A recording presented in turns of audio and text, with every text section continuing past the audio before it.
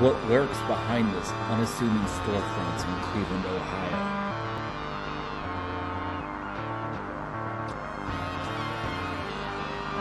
It's the Buckland Museum of Witchcraft and Magic.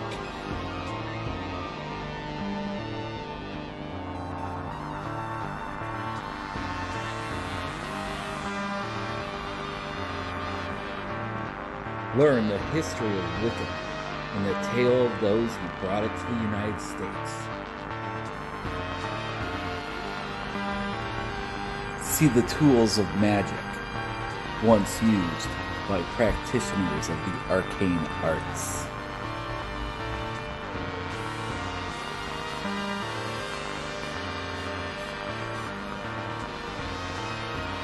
It's the Buckland Museum of Witchcraft and Magic. Welcome back to the Buckland Museum Frankenstein Radio Controls live stream broadcasting, in the Buckland Museum gift shop. Let's see. I have to say that we've had a pretty amazing Halloween season, even with a global pandemic. Thanks for everyone that came here over the last couple months, 6 people at a time. It's really... it's really been kind of special to be able to share this collection with everyone this time of year, even with this kind of thing going on. We have tickets available until the end of the year, and thank you very much. We hope that you had an amazing Samhain holiday, the Wiccan New Year, when the horned god of witchcraft rises. And to celebrate here, we have our, we have our special guest, Sade, to give us a guided meditation. Hi, Sade. Hello, how are you? Happy Samhain. Yeah, happy Samhain to you. How do you celebrate Samhain, you personally, during a global pandemic? How did you do that, like socially distant? Because, I mean, let's face it, this is usually kind of a party time, right? Oh, yeah. This year, actually, I was involved with the WCSB virtual Halloween masquerade ball. So I celebrated it right where I'm sitting now behind my laptop because I was helping just, keep an eye on things, keep the communications flowing as much as possible with a Mercury retrograde going on. And considering that, I think we really did a pretty good job. So, might not have been my ultimate choice, but that was the way the dice rolled. So here I was. Well, so you're going to lead us on a guided meditation here, celebrate Samhain. So let's. We got a nice comment here from Joe Herron. Hi, Sadie and Steve. It's nice to complete the wheel with you live right now. Oh, that's awesome. Nice to have you with us, Joe. So, all right. Well, with no further ado, Sadie, take us, spin the wheel. Let's see where fortune takes us. Well, blessed be, and welcome. I'm glad you've all joined me here for one more experiment in virtual meditation. We've at last reached the end of the pagan year, at least as recognized by many traditions. The harvest season has come to a close, and we stand at the cusp of winter, the dark half of the year. Traditionally, the veils between the worlds are at their thinnest now. The horned god returns into the body of the earth to the underworld. As a seed that will slumber and grow, the life principle he represents will seem invisible, indeed dead to us. Yet winter is still a time for growing. The dreams of what will be are nurtured in the dark and hidden places to rise and fruit again when the warmer weather returns. All points on the wheel of the year are cusps, but Samhain is often considered to be the greatest of them all. Now is the time when the flame of the household hearth is extinguished, to be rekindled afresh with coals from the communal bonfire. Although the Western world has moved the year's end to the end of our calendrical year, the historical celebration of Samhain has certain overlaps with practices that we might associate with December 31st, such as the settling of scores and grievances. November 1st marks the beginning of a new cycle, even if its particular manifestations still lie dormant, asleep in the womb of Mother Earth. As the wheel of the year turns, we now follow the old gods into the darkness to sleep, perchance to dream, of a better world awaiting. We're now at a critical intersection, a turning point between summer and winter, between light and dark, the old year and the new, life and death.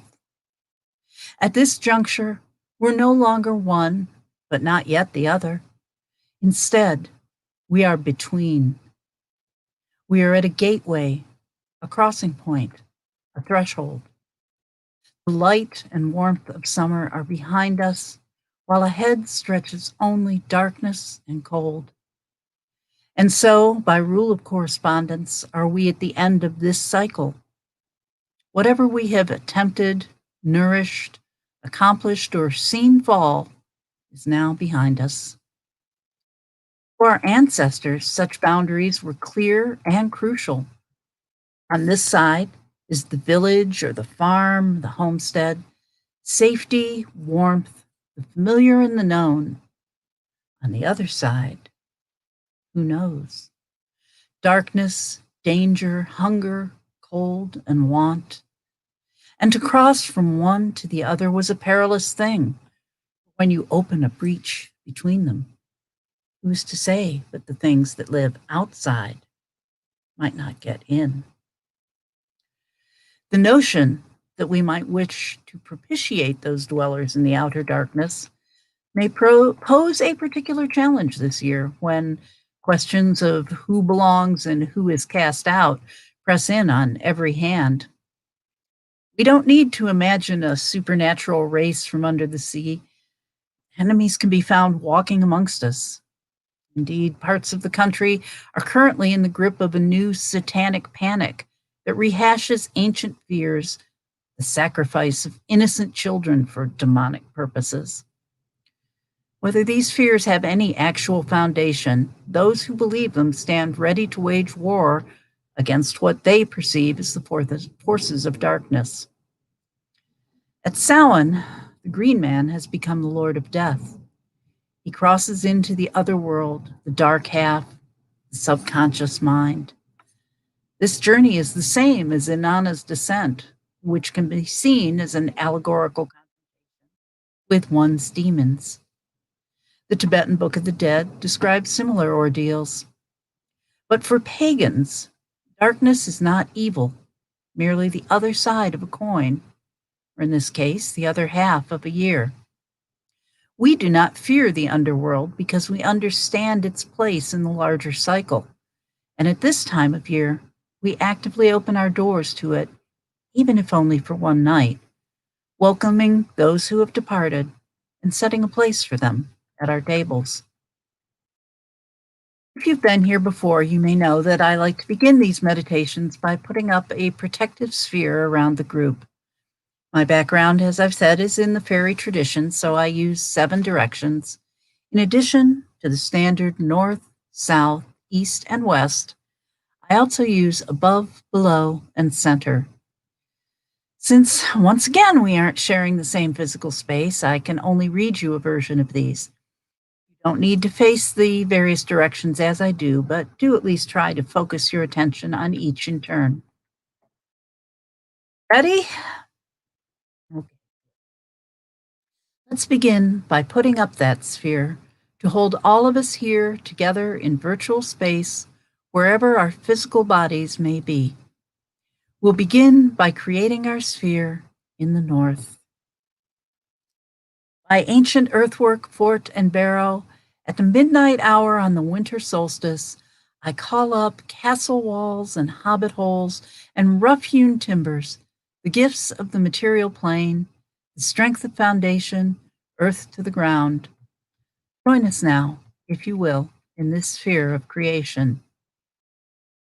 Turning to the east, with the passion of lovers, no, by the piper at the gates of dawn, at sunrise on the morning of the spring equinox, I call up bursting crocus and hyacinth perfume, the clarity and wisdom of understanding, to speak to us in the tongue of wind. Join us now, if you will, in this sphere of creation. Now we turn to the south, and the passion of lovers at midday at the summer solstice.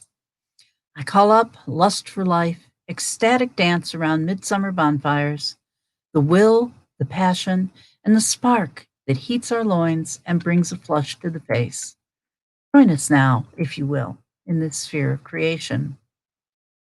And from the west, with prayers for rain at twilight on the eve of the autumn equinox, I call up mystic insight from the rainbow's end, where the sky,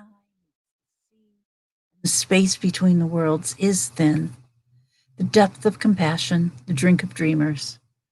Join us now, if you will, in this sphere of creation. We look now to the above, the diamond bullet of enlightenment from crystalline towers and iridescent spheres. I call up inner knowledge, the spiritual plane, the light of a fully expanded awareness, the endless reflection of a mirror looking into itself. Join us now, if you will, in this sphere of creation. And to the below, with the velvet cloak of endarkenment, from the 0 point, the void, the no thing that never was, I call up the endlessness of infinity, emptiness, and stillness, the mysteries of the tomb, and the knowledge of that which is not, the darkness on the edge of forever, the starless mire. Join us now, if you will, in the sphere of creation.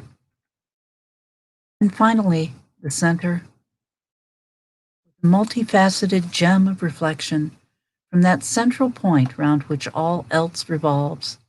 I call up the all that is, the calm at the center of the storm, the line between the yin and the yang, unity and the reconciliation of all opposites. Join us now, if you will, in this sphere of creation. This sphere can be seen as protected space, large enough to hold us all within, keeping us safely together. And as this stream is potentially available to anyone, anywhere on the planet, let's visualize this sphere as encompassing the whole of Mother Earth, holding us all, warding off that which threatens, even if only for a little while. Each of you is assisting with this sphere, holding it up with your energy, your presence here with us today, or at any future time you may see this. We are co-creators of this reality. So for a time, we're going to envision a safer, saner, healthier world together. So I'd like everyone to begin by making sure that you are sitting comfortably with your back as straight as possible. The spine is an energy channel for your nerve impulses, your chi, and it's also a divining rod that connects you through your chakras to the world around you, of which we are all still a part. We are in the world as cells are in a body. If you haven't already, I'll ask you now to close your eyes and begin breathing slowly and fully, entering into a comfortable state of relaxation. With each breath you take in, feel yourself becoming more relaxed. As with each breath you breathe out, more and more stress, tension, and everyday cares are leaving you. And as I count down from 5 to 1, you will notice a feeling of deepening relaxation with every word I say, every breath you take. Nothing to do now but sit quietly with your breath. Nothing even to think about. The next little while, you are free and relaxed as I know you can be.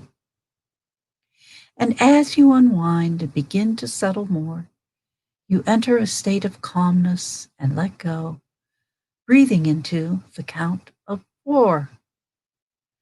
Without trying to change it, just focus on the gentle flow of your breath in and out. Every in-breath brings more relaxation, More positive energy flowing now into your arms and down into your fingers, down your spine, through your hips and legs, into your feet and into every cell. Every out breath carries away more tension, fear, and stress, leaving you wonderfully relaxed, safe, and warm, held gently within this circle that we share. So that when 3 arrives, it is already here. You find yourself at easeful rest and settled, feeling the energy flowing into and through you with every breath. You are filled now with this energy, so much so that you can no longer contain it all. Some of the energy sinks into the ground beneath you, reaching down through the floor, through a basement, down, down, passing through cement to at last reach the cool, dark earth.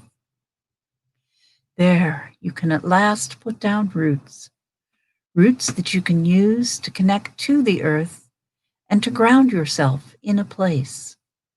Notice, too, that your roots branch out to connect with the roots of others present in this virtual circle today. They're all connected, rooted in the same soil.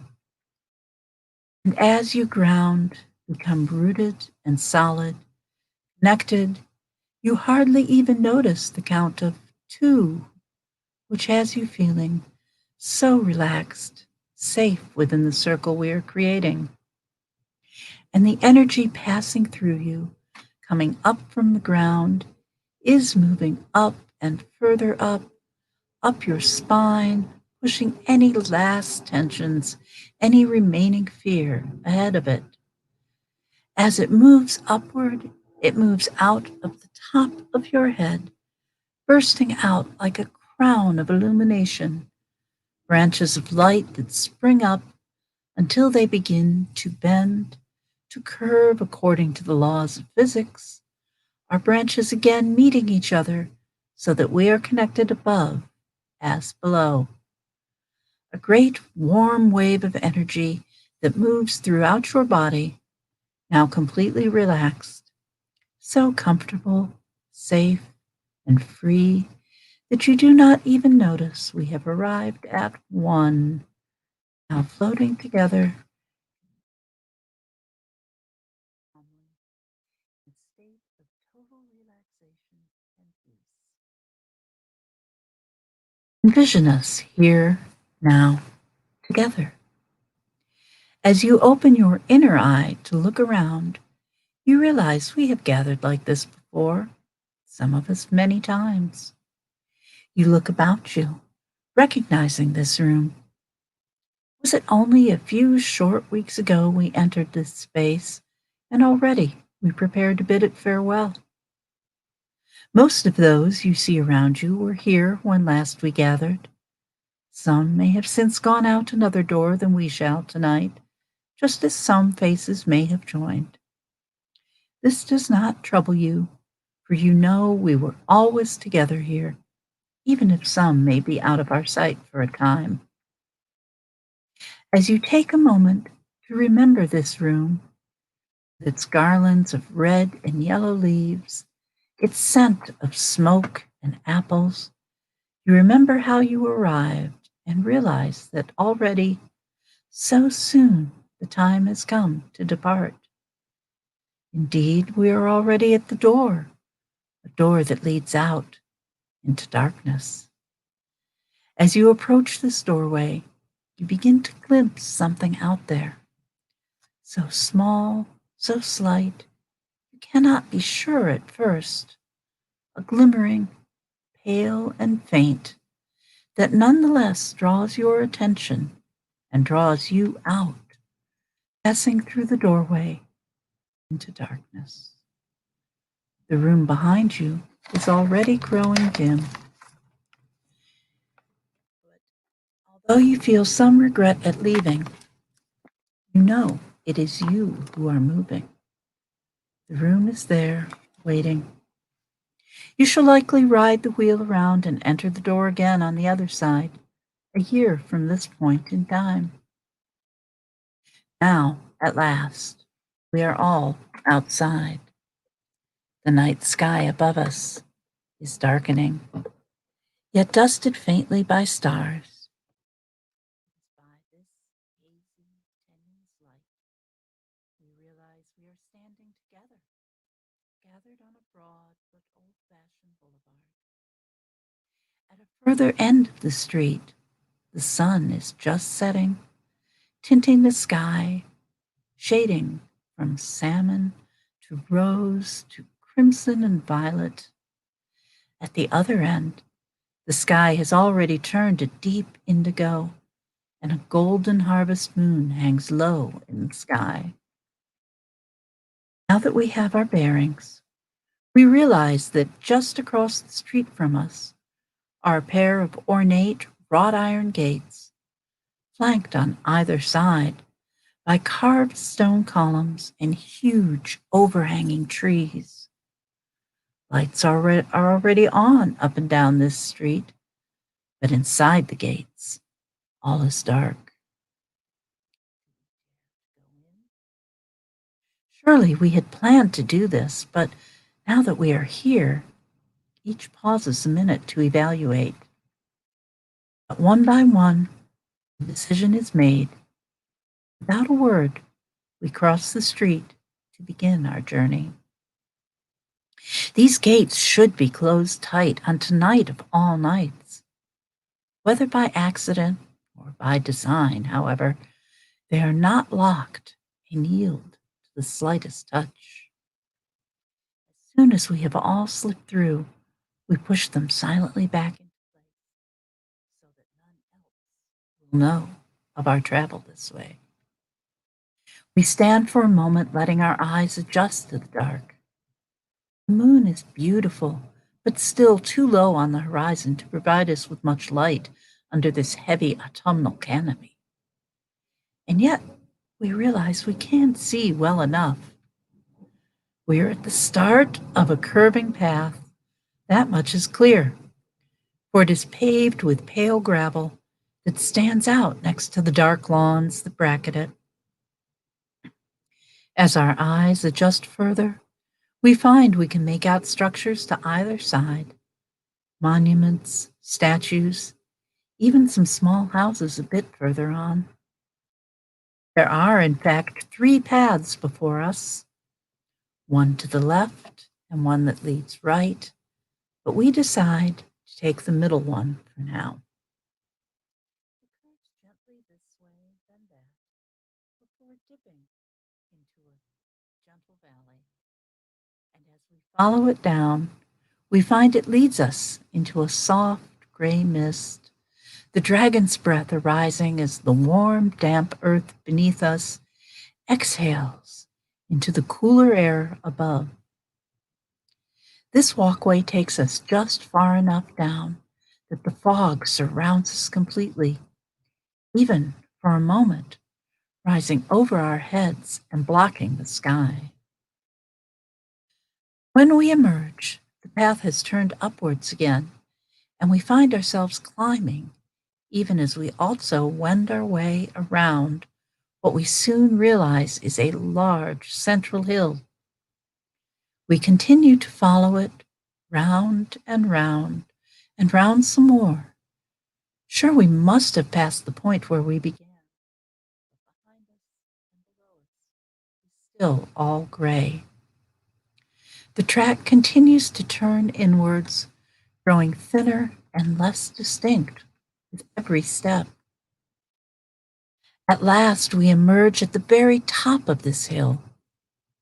Up here, there are no statues and structures such as we saw before.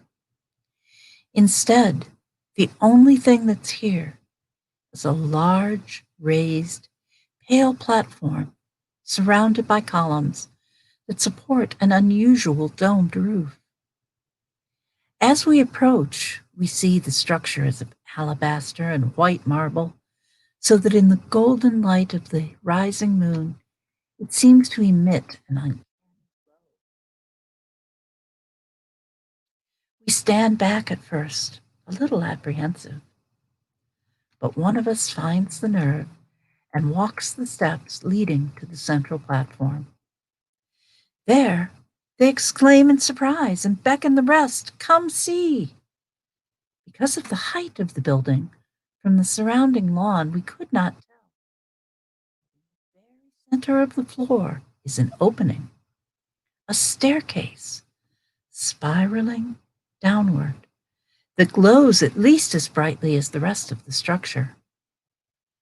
Again, we ask ourselves, do we dare? But if we had not, we wouldn't have gotten this far. So slowly, cautiously, one at a time, we descend. Indeed, the very stones beneath our feet seem to have their own gentle light, leading us to spiral round and round and round again, this time curving in the opposite direction as the path that brought us up the hill.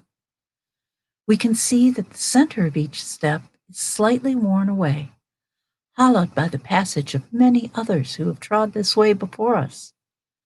The walls, too, are smooth, as if hundreds or thousands of hands have caressed them or reached out for a steadying connection. At last we reach the bottom. Here, as above, we have a choice of how to proceed: left, right, or center. As the middle track brought us here, we decide to hold to it. And ahead we can hear the sound of water. Could there be a stream here? Only a few steps more, and we find that, yes, indeed there can. A clear, dark stream is flowing over a bed of crystalline points and gleaming gemstones. The water is not deep, but we hesitate to step onto the sharp yet delicate stones in its bed. But then, just beside us, there is a bridge. Was it there a moment before? It seems spun of candy floss in the moonlight from far above, but it is sturdy enough that each of us can make our way to the opposite side. As we set foot on the opposite shore, we find we are in the presence of a calm yet immensely powerful being. She is an older woman, no longer a young mother, but not yet a crone. Her raven hair is laced with silver. Her eyes, like her dress, are lapis blue. She carries a large white staff topped with a pair of bleached antlers, and around her brow is a simple diadem set with tiny stars that twinkle against her. She stands beside an enormous cauldron that bubbles and sparks, despite the lack of any fire beneath. Instinctively, we know this is the cauldron of death and rebirth.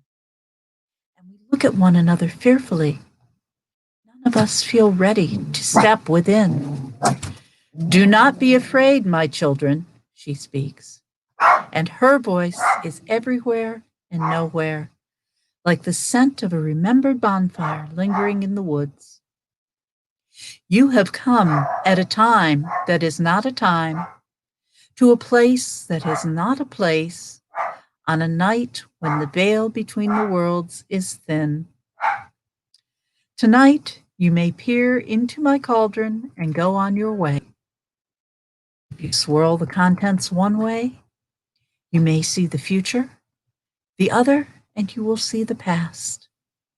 You may choose to see what is around you now, or look beyond this world to find those who have left it for the next.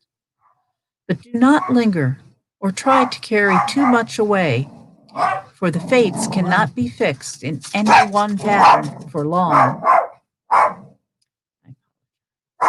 The hounds of hell are with us tonight. So saying, she beckons us one at a time to come near. As your turn approaches, you step towards the titanic cauldron and peer within. She passes her staff across the rim, clearing the smoke and allowing you to see. Are the contents roiling forwards or back? What faces might you find peering back at you from the other side? If you like, you may take a moment to speak with them, to send a message, or listen for one in return. Too soon, it seems. The staff passes back across, and the smoke arises to cover the contents from view. You step to one side, contemplating the vision that you were granted, while each of your companions takes their view in turn. At last, sooner than we might wish, each of us has had a chance to scry within the cauldron depths. Before we take our leave, best thing to say to us. Some of you may have seen what you wished tonight, while others may have searched in vain.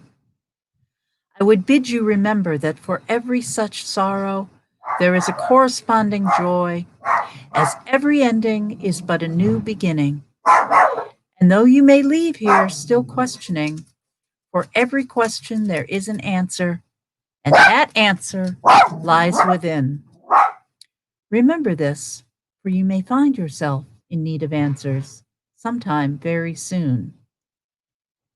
She raises her staff high above her head, but when she brings it down, there is suddenly no woman, no cauldron, not even a stream.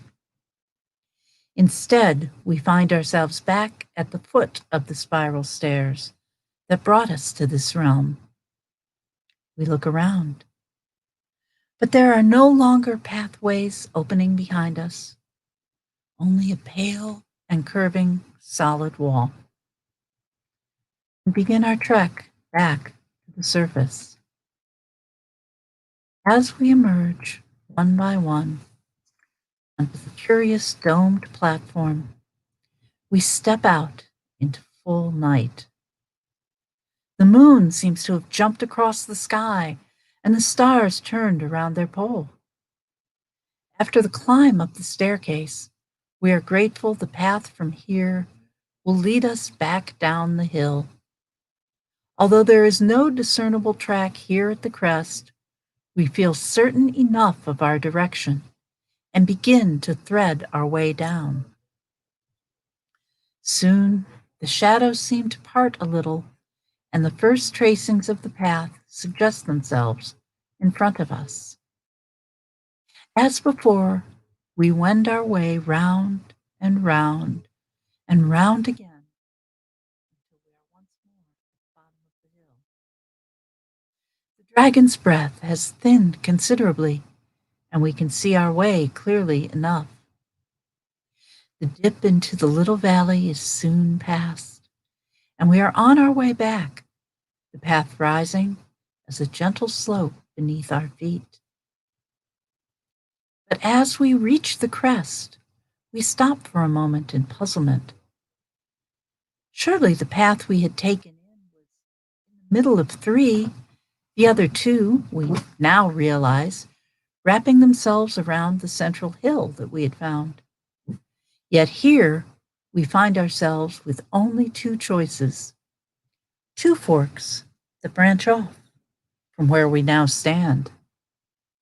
Neither are very long, so that at their endings we can just make out a huge ornate entrance gate at the end of the path to the right, and a huge ornate entrance gate at the end of the track to the left. Which one did we come in by? Was it one of these two, or somewhere else entirely? Discussion breaks out amongst the group. Some favor turning back, others choosing one path or another. One or two suggest that we explore both to see where they lead, which seems wise. But before we can put the plan to action, we hear her voice once more, coming from nowhere but deep inside our own hearts. The gates, my children, Both lead to versions of the same world. One may appear smooth, an easy route towards familiar lands, while the other presents a challenging track to an unknown destination. Some of you may choose one, while others decide on the opposite way. Whichever you select, you will find yourself beside your companions as you exit. Only where you go from here may differ greatly. Remember what you saw within the cauldron. Know that each of us holds a seed within our hearts, a seed that can grow into a better future, but only one gate leads to a world where it may grow strong and bear fruit. The answer to which you should choose lies within you. But once you pass through your chosen gate, there is no turning back. Consider the paths ahead of you well, for they lead to your future life. With the last echoing whisper of her words, we contemplate the possibilities before us. We reach within, searching for the talismans and touchstones that we have gained on our journey through the preceding year. Lessons learned, gifts and visions acquired, looking for one that will guide our steps true as we move across this final threshold. Her voice is gone then, as suddenly as it came. We find that as she spoke and we contemplated, her words seemed to have moved us. We now stand directly before one of the huge ornate gates. We peer out, but there is little but mist to be discerned on the other side. Looking around, we can no longer tell if the other gate stands to one side, nor which among us may have opted for that exit instead. Only that we now must trust our inner knowledge to guide us whole year and set foot into the unknown future that stretches out before us. Nary a push on our part, the gate swings slowly open. The street outside is deserted. No one will see us make our way out. We slip through one at a time, rubbing our eyes a little as a few short steps bring us into the unexpected glow of the streetlights.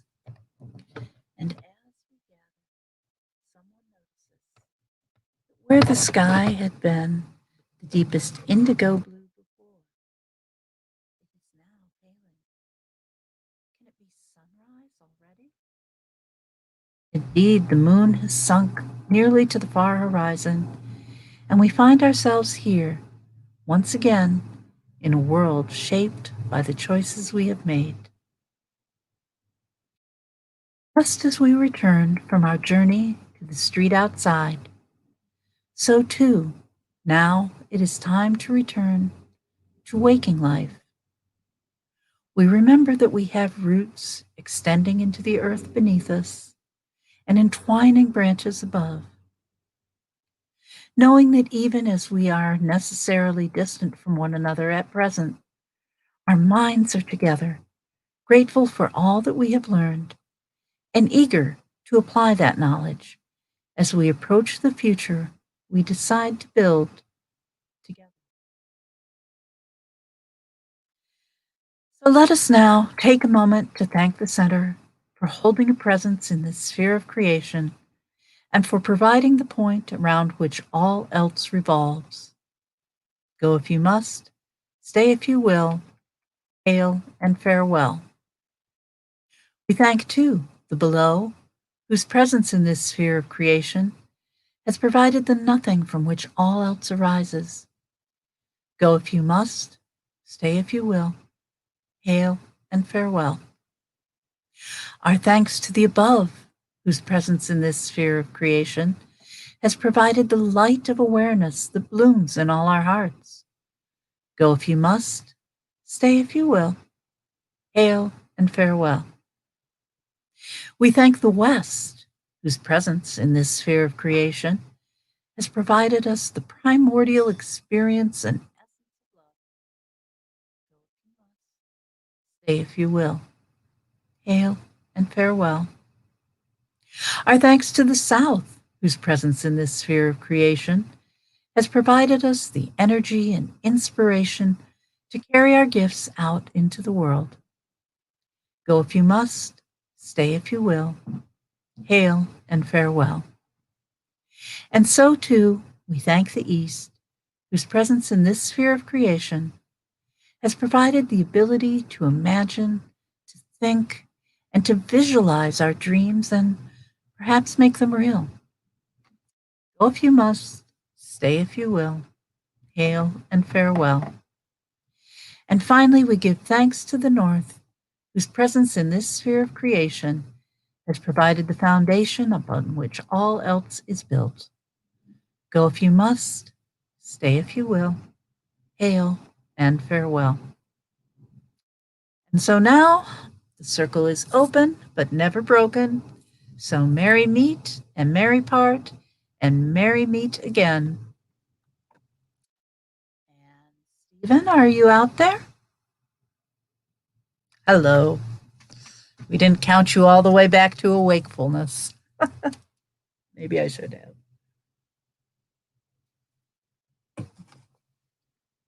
Oh, you're muted.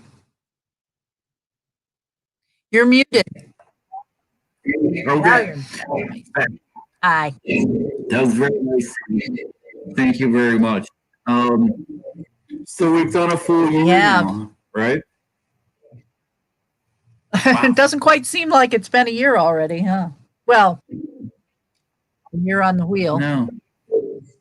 There are 50 years. I don't know, it's such a strange time that we're in. That was really nice. So I gotta ask, what's the name of the dog? His name is Marvin. He's going to destroy the planet. Yeah. Sorry about that. The Zoo J5. Yeah, I don't know. I had some fun today with my neighbor's dog. Came rearing around the corner this morning, and I was like, gotta go. But I don't know, what are dogs here for? They're here to remind us that life is to be lived and not just it's so that was actually kind of cool sound effects there. Yeah, thank you so much, Sadie. It's are we gonna do a Yule one, we'll talk or is about that it. moat since we already did one? All right, that sounds good. Yeah, it's a new year, and Mercury comes out of retrograde on Tuesday. Yeah, I was going to say that your audio cut out a few times. My laptop has some problem with that. That was why I was hoping to use my phone, but Mercury said, nope, you can't have any audio from the phone. I don't know why. So I should have tested it earlier, I guess. Yeah, this is all an experiment, like you were saying earlier. So, well, thank you so much, Sadie, and to everybody viewing. Hopefully, we're going to do another one here in, around Yule. And I think Sadie is going to provide the shop with some beautiful Yule ornaments, which I'm working on some new ones for you, too. Some really cool stuff. Awesome. Excellent. And if you've been wondering about seeing the museum recently, we have a major show going on right now. It's called Apparitions, and it's pretty amazing. It's pieces from the 1600s to 2020. It's on display to the end of the year. I know everybody's just like, all right, Halloween's over. No longer spooky season. But you know what? Here at the Buckland, we celebrate this kind of thing all year round. It's not just like, oh, hey, it's October. Let's just get weird and spooky. It's kind of like that all the time. So, shout out to the lifers out there. And one of the things that we have on recently acquired is an altar that belonged to a gentleman named Dr. Leo Louis Martello. And we have his altar on display now. It is really so exciting to be able to share with everyone. So come to the museum and I'll tell you the story about, well, I mean, Leo is a legend, so I can't really sum it up in 3 minutes. But I'll tell you a bit about Leo and why we think he's rad. So shout out to everyone that's watched this. I hope you guys have a wonderful, wonderful, time until the next time the wheel spins. It's been a really, really intense year, and I'm really, really, really happy that we just passed out and time to find a center. And I hope everybody out there figures out a way to stay safe these days. And also, most importantly, keep being witchy. So stay witchy, my friends.